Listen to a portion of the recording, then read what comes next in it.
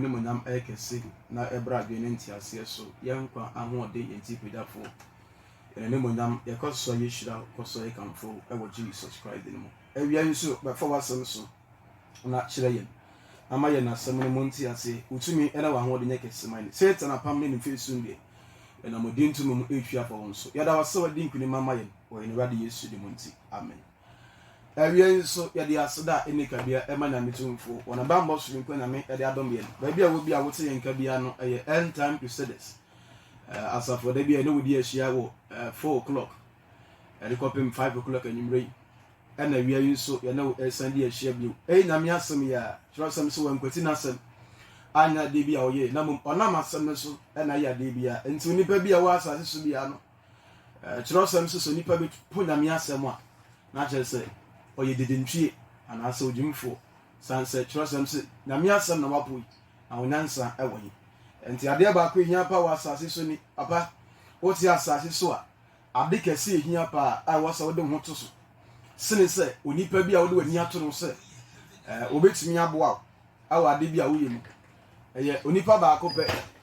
eye obi a obetimi aboa yen enene Christ and Christ alone enti do betimi aboa eye ba ko pe papa so wi ni fimu a ade bia wo bia no entimi enye yema enti onipa bia wo ti asase so bia no ade ba ko hia kese se ohwe wa asase so bra wo ti asase so no ene Christ and Christ alone na me asem a krankwa na chirosem so onipa bi de ne ho to so a na nim erenwu aseda ewia no na me asem a me no eche no ewo Mark, the book of Mark study o chirema ye no eti enso from the 18th verse akopem 23 no can be Christ enana one Pharisee for bra wusu a odin jumade mu within the 3-year period a o chance say o ye no public work ana chirosem say Pharisee for bi hunu say na suafo no bi said ye come dey won no said ya sometimes yes wetimi ye ebi wo ye mfie wona aduane na say come dey especially students na say come dey seriously and once I would suffer wataso na and there I had the high me na o ko ani in the same way na suafo no wetimi say na e come dey won kakra and woni aduane na wan pentama horo won sakra na odi won sabum and the same Pharisee for ehunu na tumfo no hui era o ka cha Christ say oh ora adenti na wasuafo ide wonni ye na tetesem so ye na jane matetesem orija ye no the traditions of our fathers of the elders why say omode omuro mo nsa ansana omade bi era chiro so mechire mu say o ha history kakra wo ho a sankrofo no ehunu say so nipa bi efi abonten so ba anase come marketplace be nipa wo anase opie ko ba won believe back na watch the commentary back make an ewo ho ne say we believe say demons ebetimi atena nipa nsa so enti say obi edidi na say wan horo ne nsa he can be unclean based on that demonic spirit ebe fa ne nsa so ni na duane no na wagu ne hopi ana Christ ka kire won say mo atete sam nti mo pu na mi asem asem akwa ka kire won na wiye ye pese ye wekese fa no ewo the book of Mark verse number 18. The verse number 18. At the copy and 23. From 18 no, and I from 17 crowd. So now free in Krofuko no, and saying ebe fee, and a senior phone be son of Ebenwasi. Now, or say one say, Munso, Munintia say, Munhunu say, the true Nipamubano. A Munu Hofi. Or say, the Munhunu say, the true Nipamu Hobano. Enko ni muntu entumi enhunufi verse 19 if he say enko na kumam na eko ni yafunumu na efrigu ya nemu oka eyi edit edwene na ehun verse 20 na oka say die efri onipa mu eba ano enegu onipa mu fi 21 na onipa mu won akoma mu ena de money efri ba edwamansem kronosem ewudisem ayefasem eni brebreye emumuyo ensisie ahohwie eni bone abusisem ahantan ne nkwasiasem 23 no o se ne bone na efi onipa mu eneba na egu onipa hu efi awiai de yehini na no aye from Mark chapter 7 o kan the book of Matthew 15 so a e wo hono mo sa ba ebe use the book of Mark chapter 7, the verse number 18, 17, 23. And Christ, I can't say one say, actually one benasi, and I can't say one say, nipa bi a woti asase so bia no, ade ba ko egu nipa hu fi, nema nipa ensem fata se, obenya wodoma hinu anum ewura no, aya ade ba ko eti nipa mu. Ana woti da se, enne bone ahodo efi nipa mu ba, ore asem o kan awo ne verse number 20 na so na o kan say die efi onipa mu ba eno enegu ne hu fi ade ba ko ne say bra Christ e kire sa asem we no na honkonkron officially no man sase so officially no man sase so ana o kan say yen say onipa bia oti asase so bia no ade ba ko egu ne onipa hu fi e ma ne nsem fata so begina nipofo nanim ne wura the creator of the universe, the sovereignty Lord no and some fatasa send nipa no begina nani ene enema hodo a efi nipa mu ba enti 22 no ena o ka so nipa mu nakoma mu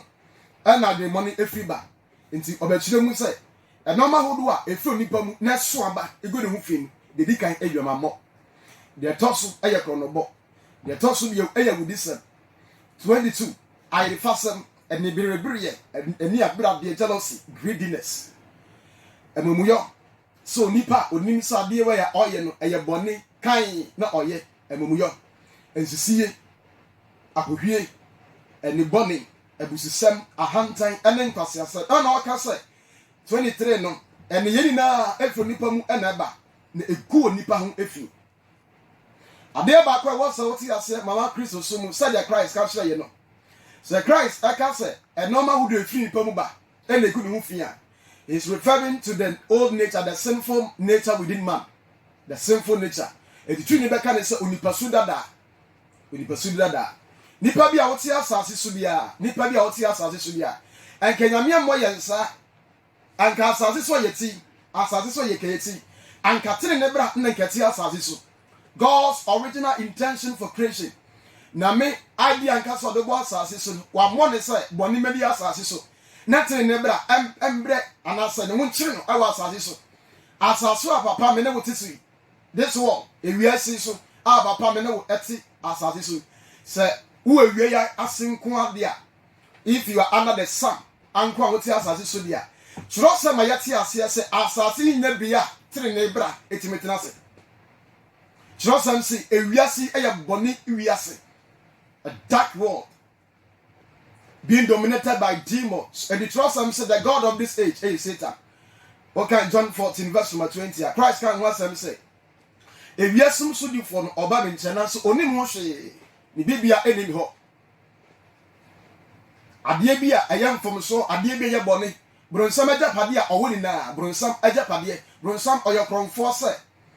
or you need it for Ama only Ajapadia on the amount. And to so nipa be 8 years. Na se osum bronsam okọ ne nkyɛnsa me kopam wa papa me ka kyerɛ body plane sɛ bronsam ho oni japade bia oni adipa bia de ma wahwi a ɔyɛ kromfo enti enipa wakyere wɔn ato asase enipa wo do wa fa no ɛna in other way okɔ ne nkyɛnya obɛma osika eniti ɛna so obɛma osika kra na obi abrante na waka kyerɛ sɛ kɔkɔ pekosua na fa gyanan fra na di or treating man as an animal. Why? Because your cromfo or self a destroyer. Onia di pabia de mani pabia. Onia japadia bia. Na japadia ba ko pe bone.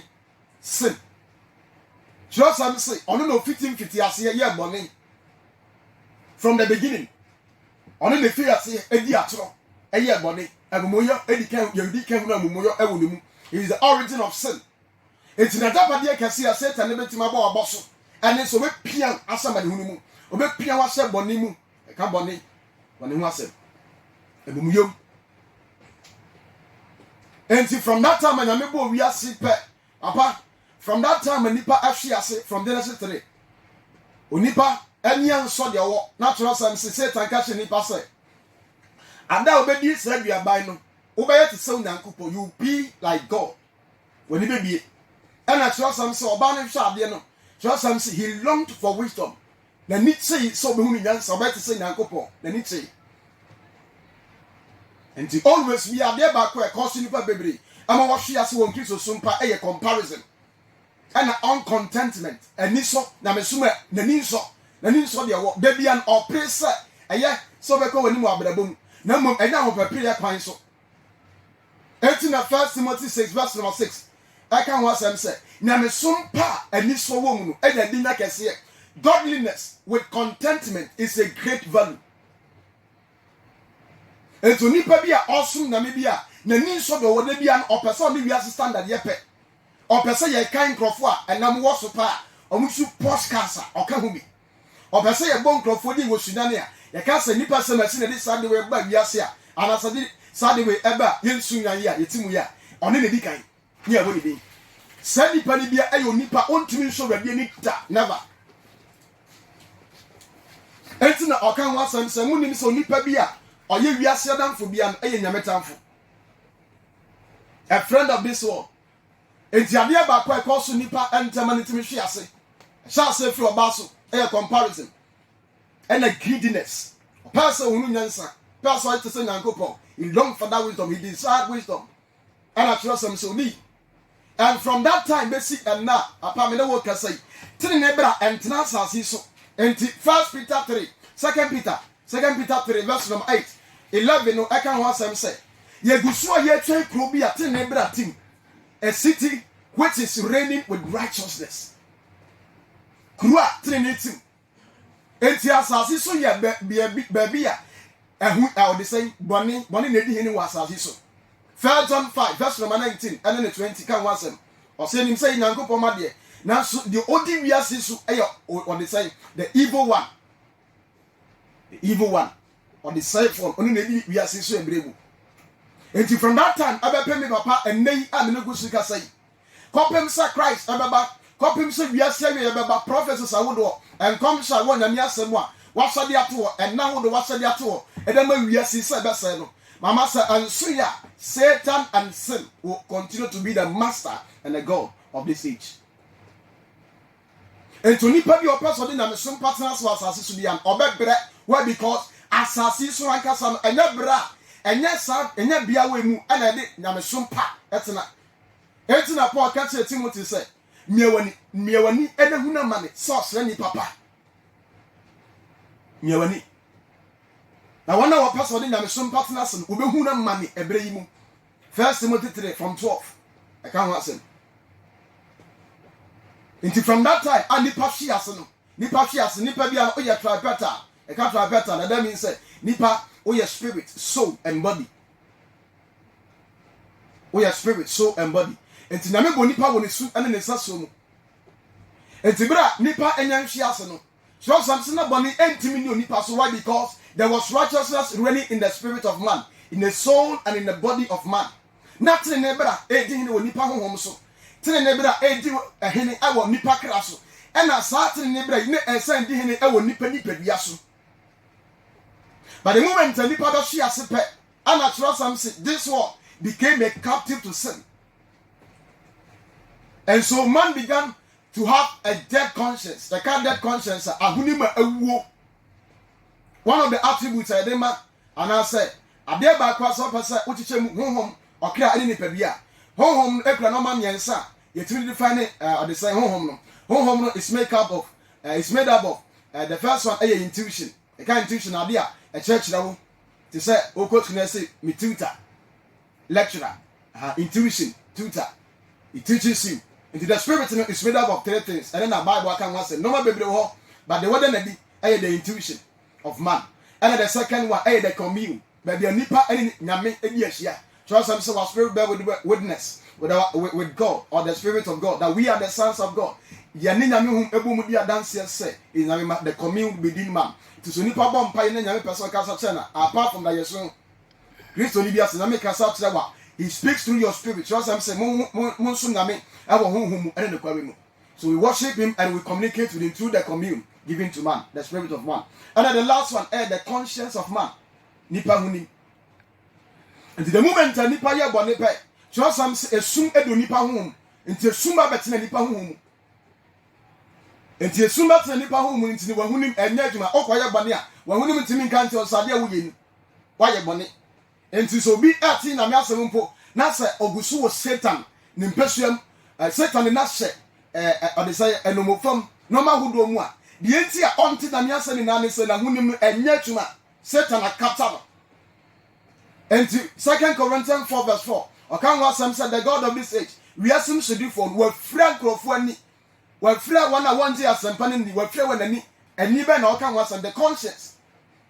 enti na Christ actually in John 14 verse 8 okan wa sam say hon konkro no ba he will convict us of sin on the conviction say ahunima etimi ema onipa nu hu say ade we da be ye de manye ni ye kra and some ko pa cho wo he will convict us of sin, of judgment and of righteousness. And in the conviction work anani nano and then nyame ayaya tuma oti yemfi sa sum tumi no mu anne amayansu yetimi ka sempa ekura tumi ayi nyankopon tumi no tumi chi onipa ka enkwa ento onipa dia oti asase so bia a onyamfa Yesu Kristo bia no so sama yeti ase se Satan oyakoa ma no ento nipa bi oti asase so bi ye ma wati ase se tene na ebra nkasa entena asase so enti the moment nipa hwe ase pe the spirit ye kaptai ana ni so ebe ye Satan bia na nipa bia no so so sam se Satan be di so enti tene na ebra na nkati nipa enti mu miensa ni na no so sam tene na ebra tu fri nipa enkwa na ti asase tu fri atu afri asase so na mi intention de ba asase na nkenya senka asase betwam da bi Bible kan we babia from the time nipa hwe ase na nyame ka se memma nipa ntena se da and on send na de to home asase ni nipa gona asase ye babia na nkwate na nkawia entwam there was life within the sun but nipa ye bone na san kwa no to fi ade say wianum stars the moon and it was some ever yet ase say Mark chapter 13 I can want some say da bi ba wa hye de to a se wiase bira so say ba be say ya awia nso betu agufom. Why is such awesome? Say, "Ade be na me boy be perfect." The enti na ade perfect, and that ye be say no. Why? Because ade na free the original state.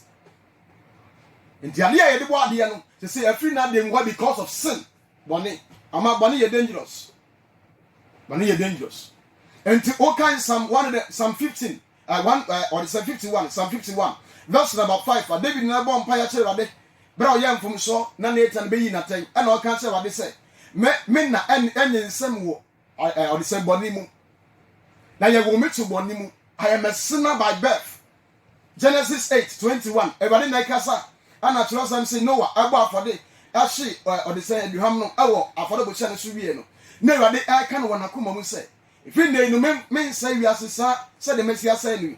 na mmom no onipa aye odemoyafo osarefo say wona koma mu efi no mafrase ana na adwen ade bia otwene wona koma mu bia eye bone fi ne mafrase from his childhood infanthood ya wono to asase so a bone atokro no so nipa bia wa asase so bia na party ase aprako pese die ntia unya Christ anya say me dia me nya bone me ni obi atem na mom you are a sinner by birth by nature not by works enti unature na unipa su na wukura aye bone so ati nipa mu no ene na so aba Christ kan wasam se bi aso saba na eso ebi ni adwamamo ebi ni kronosem awudisem ye kan wudisem a ene so obi atwen krante de hukum obi enko ne ka da wudisem na mo oka 3 John 3 verse number 15 na trust am say munti o 3 John 3 verse number 15 trust am say na mo nim se na oka wasam so nipa bi a wotan ni nwa bi an ewudini nipa bi a whoever hit his brother is a murderer obetimi akan onipa bi a otan ni nwa bi onipa bi a ochiri ni nwa bi no one ni nwa wa asem bi a ehya na koma mu bi no trust am say yebunu se oyewudini ana oto aso se na mo nim se dankwa eternal life antina wudini ni mu dankwa wo entimi tina wudini ni mu enti apart from say papa wo twen krante de akoma obi akoko pe de ope se ope ana se ukuma obi wa asase so no nipa bi a ochiri obi nipa bi oni obi wa asem bi no nyame anim yehunu se oni obi a wakuma obi ye pe 3 John 3 verse 15 apa na me na meka na me asem na eka enti okan wasem se nipa fi ase no afa ye benya nipa su dada the old nature the sinful nature the sinful nature say the old nature and trust am so be ba Christ mu a wa be ya body for kan nyuma ni na atwam papa tie saa kane nyuma na atwa mu no ɛna awia yi no na me asɛm ama yɛte aseɛ sɛ yɛ bɛhwɛ saa aspect a na me asɛm ɛpɛ sɛ ɔkyerɛ yɛn sɛ ɛnɔma wo de fi nipa mu ba nipa su mu ba the sinful nature mu ba no ɛno ɛlegu nipa ho fi enti kyerɛsɛm ka no ho asɛm sɛ ɛnɔma nyinaa bɛyɛ ade foforɔ a na ɛno nkyerɛ sɛ wɔbɛgye kristo adi no mama akɔnɔ bɔne no nɔma bɔne ahodoɔ a na ɛtew mu bere a wo wiase no afiri mu kɔ deɛ ɛteɛ ne sɛ kyerɛsɛm sɛ nka afiri yɛ mu kɔ a mama ka self control spirit ka awurade mfa ma kyerɛsɛm sɛ wɔama yɛ ne huhum na mmom ɔma yɛ n'ahohyɛsoɔ ne tumi huhum ahohyɛsoɔ enti sɛ nka saa akɔnɔ bɔne no atu kɔ a deɛ ɛteɛ ne sɛ wobɛgye Christ di a yɛwɔ tumi a ɛhyɛ nipa ɛma ne kɔyɛ bɔne wopɛ sɛ wode ho wontumi ne ho na Paul ka ho asɛm ɛmi sɛ Romans 6 verse number 22 ɛde ba no ana 21 na ɔka ho asɛm sɛ memu nipa deɛ m'ani kye sɛ medi nyame mmara so nanso me ho nam bia no deɛ ɛpo nyame asɛm enti Galatians 5 na ɔkyerɛ dɛ ma saa asafo no sɛ moabɛyɛ akristofoɔ deɛ nanso honhom no ɛne honam no atia ne nyɔnko enti wobɛgye Christ di a mama wobɛgye Christ Yesu Kristo edi prɛko pa yɛka sɛ obi yawo no foforɔ a regeneration sɛ yawo obi foforɔ sɛ yawo obi foforɔ awas ɛwɔ Kristo so mu a deɛ tiɛ ne sɛ your spirit has been recreated honhom enti sɛ de esi kyerɛ mu na honhom ɔkra ɛne nipadua deɛ yɛate ne nkwa first ahon konkro ba betena ne mu ma yɛfrɛ ne sɛ wawo no foforɔ born again Christian ɛne sɛ the spirit has been saved through the Holy Spirit ɔbɛtena nipa no mu and to the moment ɔbɛgye Christ adi pɛ honhom konkro ba betena mu a yɛfrɛ no recreation afei ɔbɛyi esum a ahyɛ wahunum so afei deɛ ɔbɛyɛ bɔne a anasa ofum awɔ kwan bi so a wahunum ti bu fo sɛ adeɛ wei deɛ ma yɛ deɛ ma fom but onipa a honhom konkro ntene mu onipa bi a honhom konkro enya ma no ne nkyɛn bi a ana ɔnya nyame asɛm bia no ankwagye ne nso no so bia no na hunim awu why because the spirit has been captured anasa wo ba okra ne nso a wo bagye Yesu Kristo di a afei trɔsɛm a yɛte aseɛ sɛ momfa wo suro ɛne ahopopo ɛne mu ankasa mo kra nkwagye ne watwuma enti wɔkra nkwagye ne deɛ mama yɛyɛ ho atwuma da bia ɛde da bia sɛm baako a meka ni sɛ yɛhwɛ the aspect of nkwagye a salvation ka salvation a wobɛtumi ate ase in a full package a mede compare deɛ bi ɛfɛ no bokyea a fɛ sɛ de so gya bokyea ɛyɛ boɔ mmiɛnsa woyi baako kora firi mu a ade na asɛe sɛ bokyea no ɛyɛ boɔ mmienu kora mpo a wontumi mfa deɛ nsisoma no yie de sɛ baako no bɛka ho and so in the same way Christ onipa bi obɛgye Yesu Kristo di bia the first salvation and the second the spirit salvation nkonkro ba beten that is the same born again and I said the new birth yate no ana the tosu you the soul salvation okay James 1 verse number 26 ne 27 e kan wasem say momfa wotwo ene ahobrase eni na me asem bebetima nto mo kra ne nkwa no kasa kire Kristo fu ana o ka che won say mo ba Kristo mu de na so momfa wotwo na ahobrase ho eni na me asem monji na monantum said the be betima nto mo kra ne nkwa that means we are working on our salvation so salvation ya kra no nkwa je da bia na montuo and the last one the last aspect the last inquadia your friend said the body salvation and also papa open one sama Romans 8 verse number 23 Romans 8 from verse number 23 you should be at a basic study Christ I can ye and refer to sinners and I say we are so phone and a Christopher so you can home and in Romans 8 verse number 23 let's speak about the body salvation that be about the brain or say na enye yanko enye enonko na yen aran so a yewo honhom aba no edi kan no yen so yesi apini a return abaye a ene oje a oribeti ni pabia no the body salvation oka brofo na or say the redemption of the body entina oka 1 Corinthians 15:45-50-51 I can't want to say, that be a Christ, better than what you was as so. You need to be a better sample compare. And you need to be unconscious of the brain. Philippians 3 verse number 20-21 can want to or say when our lowly body, low, or friendly say low body, will be transformed into the glorious body of Christ. Eto nipa bi a wote asase so bia no papa se wafi bonimu esumu aba Christ nkyena de yatie ni ohonhom yade ne nkwa esansa hon konkron atew mu bado nkwa je ne NCP etina ne yema emfanto bi se tesesa de bochi ate no ana wo kra nkwa de ya sa wo se da bia ye ho atuma akopem se Christ beba ana the last one anything in Romans 12 Paul catch the Romans after say mumfa mu nipa bia ni si wo fesi wo shane so na fesi wo in 1 Corinthians 9 verse 27 Paul say me shame nipa bia no so so de be ya me kan sempa ni bia ya ntome ntwene me shame so bi entie because bibi woni mu nipa su da ni woni nipa bia no me fa na the flesh and the friend is a carnal mind the natural no matter the sinful nature within man as exactly and your friend is the flesh the works of the flesh Galatians 5 verse 19 eto nipa bi obeti Christ adibia no ade ba kwa wo so te ase ne say mama kopim say Christ ebeba no as say wo nipa bia no a say nipa suda dan etimu no as say wo di si WhatsApp as say wo share so di si WhatsApp for be eti ase ade na Christ I can't say yen say nipa bia wo te asase so bia from Mark chapter 7 verse number 8 akopim 18 from 18 to 23 I can't say yen say abi efi onipa mu ba ene na egu ne hu fi enti die na efi onipa mu ba hefa na efi ba but the efi ba no he was referring to the old nature within man within the body bra onya mfa nipa bia nkwaje emra yeyi bra onya mfa sa nipa bia nkwaje enyemra yeyi mama chirosema yeti ase ese sawu ja wo ho mama o ja wo ho eja wo ho sa wo Kristo sumu a hunu yiye se o nkwaje na sesa wo nsakam obehwere enti no ma hodo a chirosem se efi onipa mu ba na egu ne hu fi no ana asase so bobo so di kan ye dwama mo ana oto aso se ewudi sem ayelfa sem ensisie agohwie ememuyo ne no ma hodo a bobo so bebre ni na na eye nipa su aba eso onipa su dada the old nature within man and the kai say you want to esu e ko se ko bon pai na emi say mo coordinator ba ko bai ana o ka tell ye ne wo field ne so say oba be ma contribution so oba preach so me referee say the event rekoye ana o ka tell ye say nipa bi obaji Christ adi bia no ye bon pa ya e ma ye sere bon fa che ni quotation o yisu ye ne say 1 John 3 verse 9 and they say one Ewade awo no wanya boni efiri say Ewade su ati wo mu entinu ansa say sere bon fa che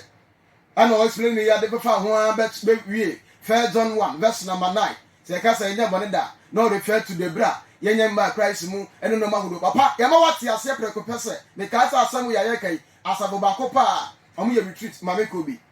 ke se ba ko me mo oni e wo ka se fidi so ana ye cheche bibi se ya ana ye ka se wo ba no old nature ni gusu ho ba de ye tie ne se tumi a e hye old nature e se ni pasu da na ma ne etimi so aba e wo nipa mu no so se ma ye tie ase se wa chi ye na pisa tumi no mu na mo oni pasu da na de e wo ho enti bo ho modern so betuma sane so kopem se Christ baba anya sa da bi obegu hu fi wo Kristo sumu osofo ana onipa bi oti asase su bia no obegu hu fi ana se onipa no ye elder say sofo o che ye nse nipa bi a wo beji Christ di be you are free from sin you are free and free apa onde hu da bi anka Galatians 5 verse number 16 ede ba no on kan che ye nse monante wo hu mu Sadia beya munya dia hunam na konope the desires of the flesh the desires of the sinful nature enti wasemba ko a da bia make say serving the Lord being aware of the old nature serving the Lord as you are serving the Lord be aware of the old nature papa o sum na mi ma walinda ho e wo nipa su dada no ho efiri se ebetime di unya bebre ebetime di unya sa o nipa su dada yi ana mo obitimi hyase kama woni Kristo so mu after bedru baby no na ne da no esa asesa ebrase why because ni pasuda dan da bia eko etu nkonkro tie mu no o ma ye ntumi se ye hye ni pabia no so so de be ya o ma ne kwan ama Satan mfa ne tumi na konobo ne temptation amfa ma revive the sin within or the sinful nature ama won so ababo ne e wo Kristo sumu enti so won sa principle we na oda musa so we are free I'm that. Confessing. So I would nipa yet. Mama, it's good to confess. As to build your faith. Confession is good. I'll bet me, I build your faith. But confession does not deny the fact. Enti na bia se na eche yen se ade efi nipa mu ba ade efi nipa mu ba ade na obo ho asem se oka ho asem se nipa koma mu ana ade mo ni fi ba enti betimi aka ho asem a kire me se papa obesum na mi osofo ade mo ni ye ka ade mo ni ebi ma wutiri mu da se bi ma wutiri mu dia ene betimi agia tumu se the old nature is no more there nipa bi antimi nka bi abeba na so sure some se sane so na wonante wona padie mu sane so and the conscious effort that be ya say ye man ni da ho Romans 6 verse number 11 ana mama fan fi 6 no akopem 12 o ka asem bi aso yen say na yenim yiye say wabo ye nipa dada no ane no asendiem se nipa se bone no enwu se bone no nipa bia enwu o chere the sinful man the old nature ana o ka say na yansum bone biu verse 7 if he say de wawu no wabu no bem afri bone ho verse 8 na say ye ni Kristo wu a ejidi say ye ne no ebetena ase nso na ye ni sa Kristo a wanya ne firi awu from no owin wu biu na owuo ari ne ne subio verse 10 na de wawuo no wu ma bone breko na de ote ase no ate ase mo nyankopon verse 11 and 12 na passage na so bebre ana o kan wasam se sa aranso na mo ho se mo wu ama bone na mo te ase e mo nyankopon Yesu Kristo mu verse 12 o se enti mo ma bone enim ni padua aribewuo no so hene Matthew 12 enti mo ma bone enim ni padua aribewuo no so hene na mo anye sitie anko na kono mu o ka kire Kristofo Roma asafo no mu Rome fo asafo no mu a Kristofo na esum na me biru we kro bon wona baso so osum na me ana o ka kire won say mo ma kwan akono bi woni padua ne mu mo ma kwan ama bone enim ni padua eba bewuo no so something so na dwuye na ya sa asese ntomadan go a okay 2 Corinthians 5 verse number 5 edebana Paul ka oswafo Paul na kasa e na waka se yen se na se wonya twiri ye na ya na sase ntumadan yi go a ye benya edan bi a won fani pansa so na si enti o to din se the earthly tent ebra bi ba se ni padua yi mama enkwante na mamoni po betimi di se ni padua yi asha ne so e dia si wasa for ye tiase and na Romans 8 verse 11 kan wasam se asa ho menya ne Kristo fira wufo mu timu mu a ebe kan ni padua no a ewuo no say you give you life the ability